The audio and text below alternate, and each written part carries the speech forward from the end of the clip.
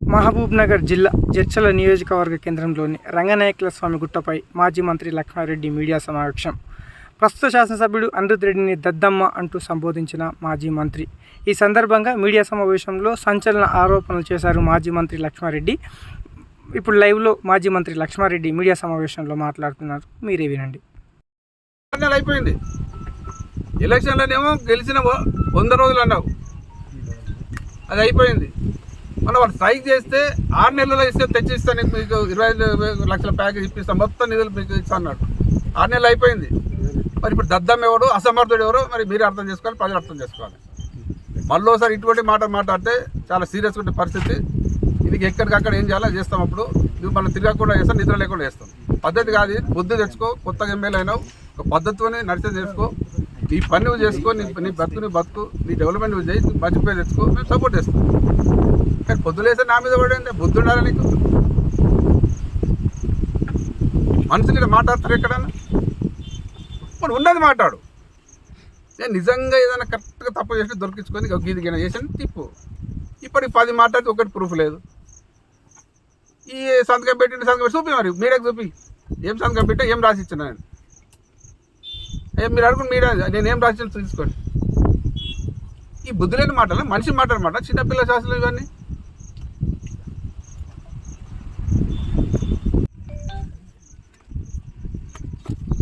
అయితే గత అసమర్థ ఎమ్మెల్యేని ఎందుకు అంటున్నానంటే, ఎలక్షన్ కన్నా ఒక నెల ముందు సంతకం పెట్టి 30 కోట్ల రూపాయలు మహబూబ్ నగర్కి ఇచ్చేసాడు. జడ్చలకి రూపాయి లేకుండా, పైసలేమో మనీ, సంతకం ఏమో ఇక పెట్టిండు.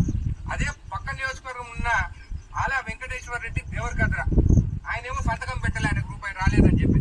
ఈయన సంతకం పెట్టి మన 30 కోట్ల రూపాయలు మహబూబ్ నగర్ పోయేటట్టు అక్టోబర్ నెలలో ఎలక్షన్ కన్నా ఒక నెల ముందు సంతకం పెట్టి మన నిధులు పోయి, నేను ఎమ్మెల్యే అయిన తర్వాత కొట్లాడి దాదాపు 10 కోట్ల రూపాయలు జడ్చల నియోజకవర్గంకి, అసలు నేను ఎమ్మెల్యే అప్పటికి మొత్తం వాడేస్తారు, ఒక నెలలో వాడేస్తారు 30 కోట్ల రూపాయలు. అంటే ఎవరో తిన్నారో మీరు అర్థం చేసుకోండి. ఈయనకి ఎంత షేర్ వచ్చిందో ఈయన కూడా చెప్పాలి ఇప్పుడు మనకి. అంట వాడు ఎంత గట్టిగా మాట్లాడుతున్నారు, మీరు ఇది విన్నారు. దీంట్లో ఈ పిచ్చి మనిషి ఏదో మాట్లాడి ఇప్పటికి 10 సార్లు, ఇది 10వ సారి, ఇది 3వ మీదనే ఇదే డైలాగ్ మాట్లాడబట్టి నేను ఎప్పుడు మాట్లాడలే. సరే మాట్లాడదు ఎప్పుడైనా సందర్భం వచ్చి అనుకున్నాను. ఆ ముడా గురించి మీకు అంత తెలిసి ఉండాలి. ఆ ముడాను తెచ్చిందే మేము. సీఎం గారు మాట్లాడి కొట్లాడి ముడా కావాలి ప్రాంతానికి అని ముడా తెచ్చి, అది తెచ్చింది అంటే ఎలక్షన్ ముందర వచ్చింది. అది జస్ట్ 1.5 year ఉన్నది టైం.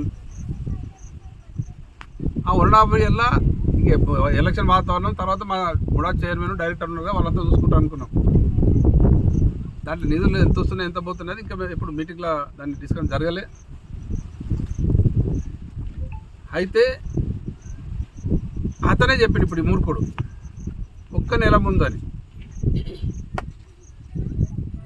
మా టైంలో వచ్చిన డబ్బులే తర్వాత రాలే, ముడాకు వచ్చి ఇంకా వేయడానికి వస్తుందంటే ఈ లేఅవుట్లు చేస్తే వచ్చే ఫీజుల నుంచి వస్తుంది. దాని తర్వాత తెలుసుకుంటే లెక్కలేందంటే 30 కోట్లు జమ అయిందంట అప్పటికి.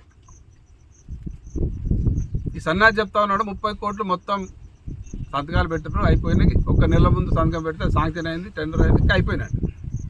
సరే బుద్ధునోడు మాట్లాడనేనా? ఎలక్షన్ ముందు ఒక నెల ముందు సంతకం పెడితే అది ఎప్పుడు శాంక్షన్ అవుతుంది, ఎప్పుడు టెండర్ అవుతుంది, ఎప్పుడు పని అయిపోతుంది, ఎప్పుడు సాల్వ్ చేస్తారు. మరి ఉన్నాడు వచ్చింది 30 కోట్లు. ఆ తర్వాత ఏం రాలి? 2 ఏళ్ళు ఎందుకు రాలేదంటే అంత అవినీతిమయం. మీరు ఎవరినైనా పోయి పాపం ఆ లేఅవుట్ చేసిన అడుగుంది, ఎవరినంతా వాడు పీక్తుంటే వాళ్ళకి శాత కాక లేఅవుట్ కూడా ఎవరు ముందుకు వస్తలేరు. మేమున్న టైంలో 1 సంవత్సరంన్నర 2 సంవత్సరాల్లో దాదాపు 30 కోట్ల ఫండ్ దానికి వస్తే, నిధులు వస్తే జమ అయితే, ఈ 2 సంవత్సరాల్లో 4-5 కోట్లు కూడా రాలే. మరి మొగాయన తెచ్చిన 10 కోట్లు అని ఏమని చెప్తున్నాడో, 30 కోట్లు అప్పుడు వచ్చినాయి. 30 కోట్లు మొత్తం మేము తినేసినాం అని చెప్పేదాన్ని బట్టి మరి 10 కోట్లు ఎక్కడ? బుద్ధుండాలిగా మాట్లాడితే. ఒక్క నెలనే మొత్తం తినేసినామంట, మళ్ళీ ఈయన 10 కోట్లు ఎక్కడ తెచ్చినావు నువ్వు? ఆయన చెప్తాడు ఆయన ఎంబడే నేను 10 కోట్లు తెచ్చిన అంటే పాత ఫండే కదా. పాత ఫండ్ 30 కోట్లు కాదు, 3 కోట్లు కూడా అది ఖర్చు కాలేదు నాకు తెలిసి. లెక్కలు తీస్తున్నాము. అప్పుడు టైం లేకున్నది, శాంక్షన్లు అయినాము ఏమైనా అసలు సంతకం అంటుండు. నేను సంతకం రాసి లెటర్ రాసి మొత్తం నువ్వే తీసుకో గౌడ్ గారు అని నా మంత్రికి రాసి ఉంటే నాకు తప్పు.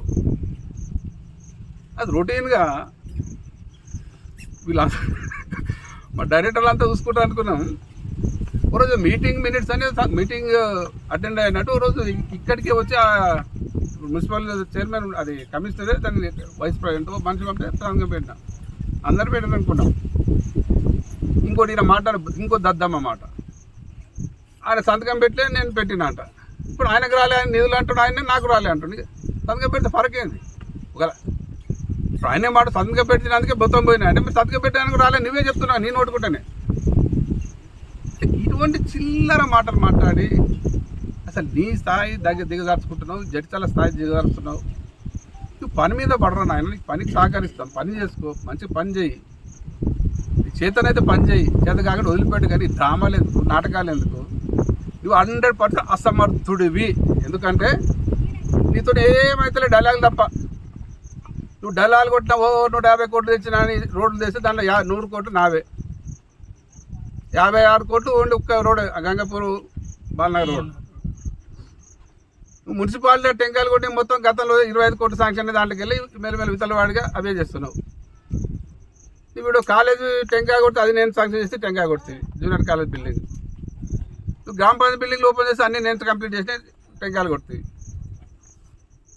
నీ అసత్ మాట్లాడటం వల్ల ఏమొస్తలేవు డైలాగ్ వల్ల నీకు అంత హైదరాబాద్లో డ్రామా చేసుడు సరిపోయింది, ఆడ బ్లాక్ మెయిల్ చేసుడు. ఇక్కడ ఏం లేదు. లేకుండా ఏమన్నా చావు, నీ సావు కానీ నన్ను ఎందుకు మాట్లాడుతున్నావు? మళ్ళొక్కసారి చెప్తున్నా, ఇప్పుడే కానీ చేత కానీ దద్దమ్మ ఎదుటివాని బాలయితని గురించి మాట్లాడతాడు. చేతనైనడు పని చేసుకుంటే పోతాడు. ఈ రాష్ట్రంలో కానీ కాన్సెప్ట్ ఇదే జరుగుతుంది. పొద్దున్న వేస్తే ఎదుటోని మీద మాట్లాడు, మీ శాతకంతనం అంతా కప్పించుకొని ప్రయత్నాలు చెప్తాను. ఇది సరైన పద్ధతి కాదు. ఇప్పటికీ నీ బుద్ధి మార్చుకో, నీ పద్ధతి మార్చుకో. నీ నిజంగానే సమర్థుడు అయితే నువ్వు అన్న మాటలు వేరేమో కొల్లూరు మండలం చెయ్యి, ఇంకోటి ఏదో మాట్లాడినావు. అరే ఆఖరికి నేను కొత్తపల్లి 12 లక్షలు ఇప్పిస్తే రాజపూర్లో బాలనాడు యాక్సిడెంట్ 5 మందికి 5 రూపాయలు ఇప్పించాలి శాతం దద్దమ్మ నువ్వు మాట్లాడతావు.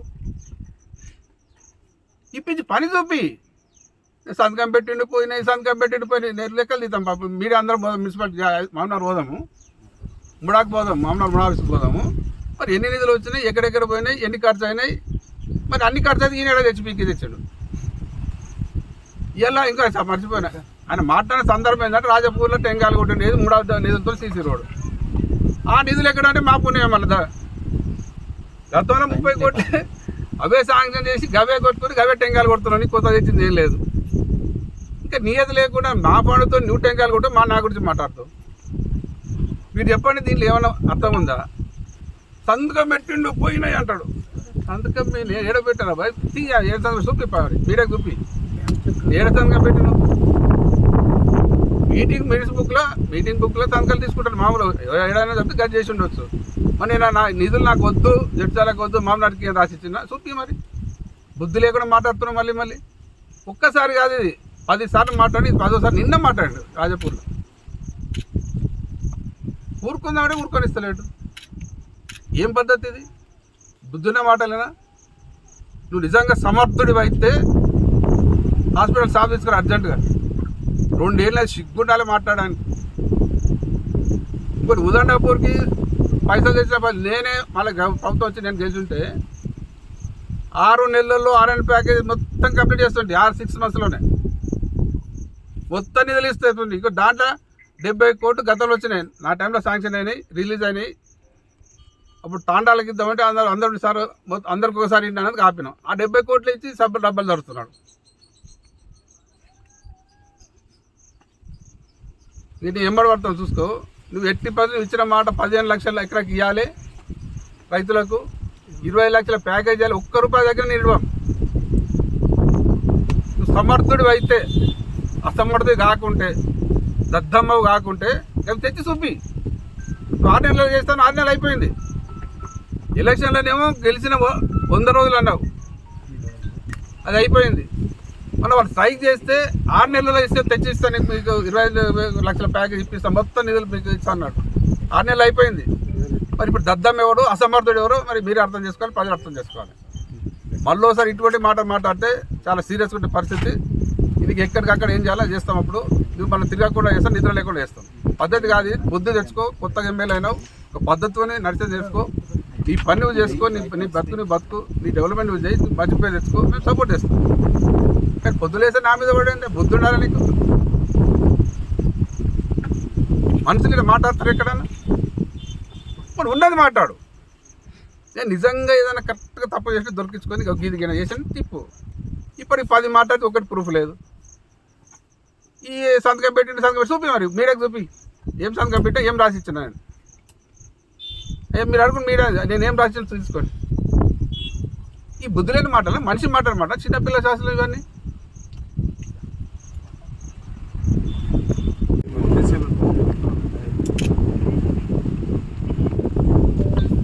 ఈరోజు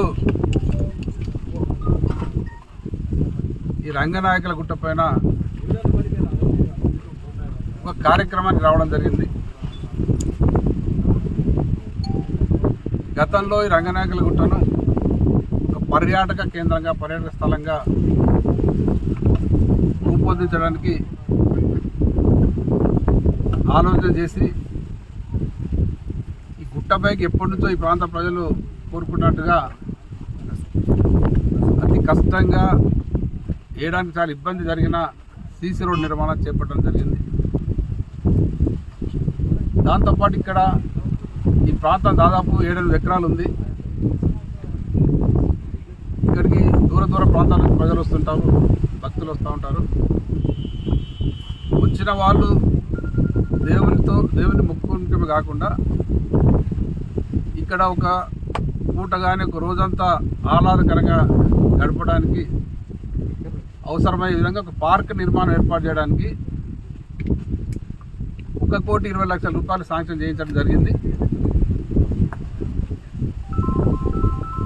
శాంక్షన్ అయింది, టెండర్ అయిపోయింది, అగ్రిమెంట్ అయింది. కాంట్రాక్టర్ కొంత పని చేసిండు. అంతలో ఎలక్షన్ రావడం, మా ప్రభుత్వం పోవడం, తర్వాత వచ్చిన ప్రభుత్వంలో ఉన్న వాళ్ళు పట్టించుకోక, ముఖ్యంగా ఏదైనా సరే మున్సిపాలిటీ ఎవరున్నా, గ్రామ పంచాయతీలు ఎవరున్నా ఎమ్మెల్యేకి పూర్తి బాధ్యత ఉంటుంది, పవర్స్ ఉంటాయి, అధికారం ఉంటుంది, చేయవలసిన అవసరం ఉంటుంది. మరి ఇక్కడ దురదృష్టవశాత్తు ఇక్కడ ఒక అసమర్థ, ఒక దద్దమ్మను ప్రజలు గెలిపించుకోవడం జరిగింది. ఆ అసమర్థ ఎమ్మెల్యే చేతగానితనం వల్ల, పట్టించుకోకపోవడం వల్ల ఆ వర్క్ క్యాన్సల్ అయ్యి కంప్లీట్ కాలేదు. అయితే అసమర్థ ఎమ్మెల్యేకి ఇంకా నేను చెప్తా ఉన్నా, ఈ ప్రజలు అవకాశం ఇచ్చిండ్రు. ఎప్పుడే కానీ చేతగాని వాడు ఎదుటి బలహీనతలు మాట్లాడతాడు. చేతనైనడు పని చేసుకుంటూ పోతాడు. ఆ పనితనాన్ని ప్రజలు గుర్తిస్తారు. మన దద్దం ఏంటంటే, మన అసమర్థ దద్దం ఏంటంటే, పొద్దున్న లేస్తే నా మీద మాట్లాడుతూ ఉన్నాడు. మీకు వీడియో చూపిస్తాను, నిన్న కూడా మాట్లాడాడు. అయితే అసమర్థునికి ఏం చెప్తున్నా అంటే, నువ్వు అన్న మాట నిలబెట్టుకో. నేను కష్టపడి 100 పడకల ఆసుపత్రి తీసుకొస్తే, నువ్వు గెలిచినాక 2 నెలల్లో 100 పడకల ఆసుపత్రి పూర్తి స్టాఫ్ను శాంక్షన్ చేపిస్తా అని చెప్పి 2 సంవత్సరాలు అయింది. నీ అసమర్థత వల్ల, నీ చేతగంతనం వల్ల ఆ స్టాఫ్ రాలేదు, ప్రజలు ఇబ్బంది పడుతూ ఉన్నారు. నువ్వు సమర్థుడు అయితే గా పని చెయ్యి. మేము ఇన్ని రోజులు సరే అనే అవకాశం వచ్చింది, గెలిచింది, పని చేసుకొని సపోర్ట్ చేస్తామని ఎక్కడా అడ్డం పడలే. కానీ నీ శాస్త్రాలు చూస్తే రోజు అడ్డం పడాలనిపిస్తున్నది. ఉదండాపూర్ రిజర్వాయర్ కూడా ఈ ప్రాంతానికి ఒక వరప్రదాయని. ఈ ప్రాంత ఎంపీగా గెలిచిన కేసీఆర్ గారు ఇక్కడ ఎంపీగానే తెలంగాణ సాధించడం, పడ్డ మహబూబ్నగర్ జిల్లాను ఆదుకోవాలి సస్యశ్యామల ఉద్దేశంతో పాలమూరు ఎత్తిపోతల పథకాన్ని సాంక్షన్ చేసి పనిచేయడం, మధ్యాహ్న కాంగ్రెస్ వాళ్ళు కోట్ల ద్వారా ఆటంకాలు సృష్టిస్తే అవన్నీ అధిగమించి దాదాపు 80% పనులు కాబట్టి ఉదండాపూర్ రిజర్వాయర్ కూడా కొంచెం ఆలస్యంగా స్టార్ట్ అయింది. ల్యాండ్ అక్విజిషన్ లేట్ అయ్యి ఆలస్యంగా స్టార్ట్ అయింది. మిగతా ప్రాజెక్టుల కంటే స్టార్ట్ అయిన 4-5 సంవత్సరాల్లోనే దాదాపు 70% పని కంప్లీట్ అయింది. 9 కిలోమీటర్ సొరంగ మార్గం, సొరంగ కెనాల్, టన్నల్, మొత్తం బండు దాదాపు 70 to 80% పని కంప్లీట్ అయింది. అంటే 5-6 నెలల్లో 80% కంప్లీట్ అయిందంటే సంవత్సరానికి దాదాపు 15-20% అయినట్టు. మరి ఈ ప్రభుత్వం వచ్చి దద్దం ఎమ్మెల్యే అయ్యి 2 సంవత్సరాలు అయింది. 5% పని కూడా కాలే. ఇంకైనా ఎలక్షన్లో భయంకరమైన వాగ్దానాలు చేసిండు. ఆ వాగ్దానం నిలబెట్టుకోదద్దామని చెప్తా ఉన్నాను. అప్పుడు సమర్థునివి ఏ వాగ్దానం చేసామంటే దాని రోజు ఎన్ని రోజులు పట్టించుకోలేదు. సరే ఏదో రేషన్ మాట్లాడిండు, బయటపడ్డాడు, ఇప్పుడు ఏదో తప్పించుకోవడానికి వదిలిపెట్టడం. పని కావాలి ముఖ్యం, ప్రాజెక్ట్ కావాలని ఎక్కడ కూడా దాన్ని ఇబ్బందులు పెట్టలే. అడుగడుగునా నా మీద మాట్లాడుతూ ఉన్నాడు. మరి ఆ ఉదండాపూర్ ఇప్పుడు నేను డిమాండ్ చేస్తాను మీ ద్వారా, కొత్తది ఏం లేదు, నువ్వు ఇచ్చిన మాటనే, నువ్వు కూసిన కూతలే, వేరే కొత్తవి కావు. ఎకరాకు గతంలో 5-6 లక్షలు ఇచ్చిరు, నేను 15 లక్షలు ఇప్పిస్తా అని డైలాగ్ కొట్టినావు. ఇండ్ల ప్యాకేజీకి ఇప్పుడు 16 లక్షలు ఉంది, నేను 25 లక్షలు ఇప్పిస్తా అని డైలాగులు కొట్టినావు. అన్నీ కూడా తొందరనే 1 సంవత్సరంలో పూర్తి చేస్తాను మాట్లాడినావు. ఎక్కడ వేసిన గొంగడ అక్కనే ఉంది. మరి నువ్వు సమర్థుడవి అయితే దద్దమ్మ కాకుంటే మరి ఇప్పటికే అవన్నీ అయి ఉండాలి. ఇప్పుడు నేను ఎంబడి పడతాం. ఎందుకంటే ఇంతవరకు ఇప్పుడు గతంలో ఒక 6 నెలల కింద ఉదండాపూర్ వాళ్ళు ప్రజలందరూ ధర్నాలు చేసి మనం రమ్మటకు పోలే. ఎందుకంటే రాజకీయం చేయొద్దు, అది అభివృద్ధి జరగాలి, డెవలప్ కావాలి, పని జరగాలని ఎక్కడ ఇబ్బంది పెట్టలే. నేను మా టీఆర్ఎస్ వాళ్ళు కూడా చెప్పినా మీరు సహకరించండి, పని కావాలి. ఈయన పోయి డాలాలు కొట్టిండు ఆడ, మీరు ధర్నా విరమించండి, 6 నెలల్లో మీకు 25 లక్షల ప్యాకేజ్ పూర్తి చేసి నేనే వచ్చి కూర్చుంటా, లేకుంటే నేనే వచ్చి బంద్ చేస్తా అని మాట్లాడాను. 6 నెలలు అయిపోయింది. 7 వేసిన గొంగడ ఆనే ఉంది, ఏం చేయలే. డిమాండ్ చేస్తున్నాం, తర్వాత కట్ట మీద కూర్చుంటాం. ఎట్టి పరిస్థితుల్లో ఎకరాకు 15 లక్షలు ఇచ్చి తీరాలే. నువ్వు మాట్లాడే మాటలే కొత్తగా నేను అడిగేది. తర్వాత 25 లక్షల ప్యాకేజ్ ఖచ్చితంగా ఇవ్వాలి. ఏదో ఎవడో చేసిన దానికి ఫోటోలు దిగడో లేకుంటే పాలాఫీస్ వేసుకోవాలి చేయించుకోవడం కాదు. నేను ఎన్నో పనులు చేసినా ఎక్కడ పబ్లిసిటీ చేసుకోలే. ఆ సెంట్రల్ గవర్నమెంట్ ఫండ్ వచ్చిన దాన్ని కూడా మనం పాలాభిషేకాలు చేయించుడు, అవన్నీ నవోదయ గివోదయ అవన్నీ. నేను అంత పెద్ద మెడికల్ కాలేజ్ తెస్తేనే, మెడికల్ కాలేజ్ స్టేట్ గవర్నమెంట్ అది, నేను హెల్త్ మినిస్టర్ సాంగ్ చేయించిన, కంప్లీట్ చేయించిన. ఇక్కడ 100 పడకల ఆసుపత్రి సాంగ్ చేసినా, కంప్లీట్ చేయించిన. మామనార్లో 1000 పడకల ఆసుపత్రి స్టార్ట్ అయింది, నా టైంలో అనౌన్స్ చేసినా, మళ్ళీ స్టార్ట్ అయింది. ఇప్పుడు పాత కలెక్టరేట్లో కంప్లీట్ అయ్యింది. ఎన్నో బ్రహ్మాండమైన కార్యక్రమాలు చేసినా ఎక్కడ కూడా ఫోటోలు దిగలే, డ్రామాలు చేయలే, పాలాభిషేకాలు చేసుకోవాలి. ఉదండాపూర్ సంబంధించి కూడా ఆ గ్రామాల ప్రజలు నష్టపోయిండు, వాళ్ళకి లాభం జరగాలని అడుగడుగున కష్టపడి అన్ని రకాల వాళ్ళకి అండగా ఉన్నాం. ప్యాకేజ్ 12 లక్షలు ఉంటే దాన్ని 16 లక్షలు చేయించిన, కష్టపడి ఎక్కడ పబ్లిసిటీ చేసుకోలే, కనీసం పేపర్ కూడా ఇవ్వాలి. రాష్ట్రంలో ఎక్కడ కూడా 200 కంటే ఎక్కువ గజాలు, 200 గజాల కంటే ఎక్కువ అవుట్ సైడ్స్. కేసీఆర్ గారితో మాట్లాడి 300 గజాల స్థలాన్ని వాళ్ళకు అలాట్ చేయించడానికి నిర్ణయం తీసుకోవడం జరిగింది. దానికి అవసరమైన స్థల సేకరణ చేయడం జరిగింది. దాదాపు 6000 ఎకరాలు మొత్తం ల్యాండ్ అక్విజిషన్ చేసి ఎక్కడ కూడా ఒక్క రోజున ఒక పోలీసుని వినియోగించకుండా ప్రజలు వాళ్ళందరి సహకారంతో అది కంప్లీట్ చేయడం జరిగింది. చూస్తున్నా 2 ఏళ్ళు అయిపోయింది, ఒక్క పని జరగలే. మొన్న ఏదో నేను ఆర్ఎండ్ఆర్ ప్యాకేజ్ రిలీజ్ చేయించినని ఏదో భోజన కార్యక్రమం పెట్టాడు. అందరు ఫోన్ చేసి నేను చికెన్ పెడుతున్నా అని ఫోన్ చేశాను. రాండి తినండి, చికెన్ పెడుతున్నా అని. వాళ్ళకి అర్థం కాలేదు చికెన్ ఏం పెడుతున్నా. చికెన్ కాస్ట్ ఎంత సార్? ఒక ప్లేట్ కాస్ట్ ప్రజలకు తిన కాదు 9 లక్షలు. 25 లక్షల ప్యాకేజ్ లేకుండా 16 లక్షలు వేసిండు అకౌంట్. ఈ చికెన్ తిని పోటీ చాలన్నాడు. మరి వాళ్ళు నవ్వుతా పిచ్చోళ్ళకి వేరే అనిపిస్తుంది, సీరియస్గా మాట్లాడుతా. మొన్న ఇంకో బేకువాడు కూడా మాట్లాడి నవ్వుతాడంట, ఇంకో కొజ్జోడు. అయితే 25 లక్షల ప్యాకేజ్ ఇస్తానని చెప్పి 16 ఇస్తుండ్రు. వాళ్ళు ఏదో తిడతారో మంది అని చెప్పి చికెన్ పెడతాను పెట్టి చికెన్ పెడితే ఆ చికెన్ కూడా తినలే. అడగొచ్చి కొంతమంది వచ్చి మొత్తం మిగిలింది, మళ్ళీ ఇంటికి తీసుకెళ్ళింది. అది సరే ఏది ఏమన్నానని ఆ ప్రాజెక్ట్ కంప్లీట్ కావాలని మేము సహకరిస్తున్నాం. ఎక్కడ ఇబ్బంది పెట్ట భవిష్యత్తులో ప్రాజెక్ట్ కంప్లీట్ మేము సహకరిస్తాం. కానీ నీ మాట్లాడిన మాటలు ఖచ్చితంగా అయ్యే వరకు ఖచ్చితంగా ఇడవ నేను ఎంబడి పడతాం. నేను ఇప్పటి నుంచి వాళ్ళు ఎంబడి ఉండి మేము కూడా స్ట్రైక్లో పాల్గొంటాం, ధర్నా చేస్తాం, వచ్చి కట్ట మీద కూర్చుంటాం, టెంట్ వేసుకొని కూర్చుంటాం. ఇదేం పిచ్చి చేస్తారు మీరు వినండి. ఇంకోటి మూడోది